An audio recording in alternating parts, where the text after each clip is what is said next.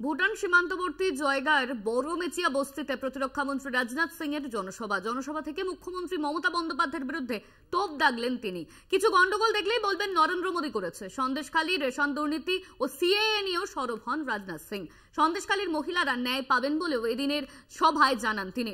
রাজনাথ সিং বলেন, বিজেপি যা বলে তাই করে। ইউনিফর্ম সিভিল কোড আসবেই এবারের সরকার তৈরি হলে। তৃণমূলের সময় এই রাজ্যে শেষ হয়েছে। দেশে সাম্প্রদায়িকতার রাজনীতি আমরা করি না, দেশ তৈরির রাজনীতি আমরা করি না। যাদের পাকা ঘর তৈরি হয়নি তাদের ঘর তৈরি হবে, যারা গ্যাস পায়নি তারা গ্যাস পাবে, এমনই মন্তব্য করেছেন রাজনাথ সিং।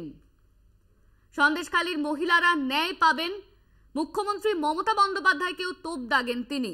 জয়গাঁও রাজনাথ সিং এর জনসভা, আর সেখান থেকে মুখ্যমন্ত্রী মমতা বন্দ্যোপাধ্যায়কে তোপ দেগে তিনি বলেছেন, বিজেপি যা বলে তাই করে। জনসভা থেকে মমতাকে তোপ রাজনাথ সিং এর। বিজেপি যা বলে তাই করে, ইউনিফর্ম সিভিল কোড আসবেই এবার সরকার তৈরি হলে। তৃণমূলের সময় এই রাজ্যে শেষ হয়েছে।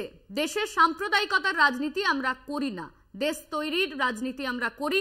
যাদের পাকা ঘর তৈরি হয়নি তাদের ঘর তৈরি করে দেব, যারা গ্যাস পায়নি তাদের গ্যাস দেব, এমনই মন্তব্য করেছেন জয়গাঁর রাজনাথ সিং। কি বলেছেন রাজনাথ সিং শোনাবো আপনাদের। नंदो घोष क्या हालत बना दी है। बहनों भाइयों, अब यह नहीं चलने वाला है। यहाँ अब टीएमसी का समय पश्चिम बंगाल की धरती से समाप्त हो चुका है। बहनों भाइयों, टीएमसी अब अपनी समाप्ति की ओर बढ़ चली है। हम लोग देश को हिंदू मुसलमान के आधार पर भी नहीं बांटना चाहिए। वोट हासिल करने के लिए ये लोग देश को हिंदू मुसलमान के आधार पर बांटते हैं। हम राजनीति करते हैं तो देश बनाने के लिए राजनीति करते हैं, इस राष्ट्र को बनाने के लिए राजनीति करते हैं। তৃণমূলের সময় এই রাজ্যে শেষ হয়েছে। জয়গাঁওর জনসভা থেকে তোপ দাগলেন মমতা বন্দ্যোপাধ্যায়কে রাজনাথ সিং। সন্দেশখালীর মহিলারা ন্যায় পাবেন, যারা ঘর পায়নি তারা ঘর পাবেন, যারা গ্যাস পায়নি তারা গ্যাস পাবেন, এমনই মন্তব্য করেছেন রাজনাথ সিং। জয়গাঁও রাজনাথ সিং এর জনসভা, আর সেখান থেকেই মুখ্যমন্ত্রী মমতা বন্দ্যোপাধ্যায়কে তোপ দেগেছেন তিনি।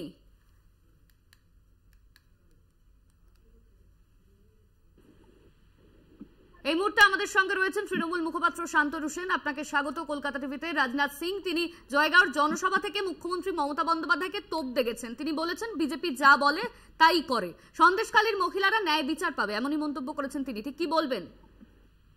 বিজেপি যা বলে তাই করে বলেই তো প্রত্যেক ভারতবাসী 15 লক্ষ করে অ্যাকাউন্টে টাকা পেয়ে গেছে। প্রত্যেক বছরে 2 কোটি করে চাকরি হয়েছে। আমরা দেখতে পাচ্ছি কিরকম কৃষকদের ইনকাম 3 গুণ হয়েছে, কিভাবে কালো টাকা ফেরত এসেছে। আজকে মুদ্রাস্ফীতি কোন জায়গায়, দ্রব্যমূল্য বৃদ্ধি কোন জায়গায়, সেটা তো আমরা দেখতে পাচ্ছি। তারা নারী সম্মানের কথা বলছে, আর ভারতবর্ষে নারীর সম্মান কিভাবে ভুলুণ্ঠিত হচ্ছে সেটা তো মণিপুরে গেলেই চোখে দেখা যায়। তারা নারীর সম্মানের কথা বলছে, আর মহিলা কুস্তিগীরদের যৌন নির্যাতনকারী বৃজভূষণকে নিজের দলের সাংসদ করে রেখে স্বয়ং প্রধানমন্ত্রী নিজে স্বাধীনতা দিবসের দিন বিলকিস বানো ধর্ষকদের রেহাই করে দেয়। ভারতবর্ষের একমাত্র মহিলা মুখ্যমন্ত্রী মমতা বন্দ্যোপাধ্যায়ের বিরুদ্ধে কুরুচিকর মন্তব্য করেন।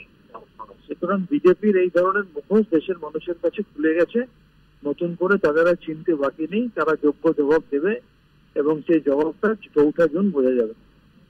ধন্যবাদ আপনাকে। আমাদের সঙ্গে ছিলেন তৃণমূল মুখপাত্র শান্তনু সেন। সন্দেশখালীর মহিলারা ন্যায় পাবেন, জয়গাঁওর জনসভা থেকে রাজনাথ সিং এমনই মন্তব্য করেছেন।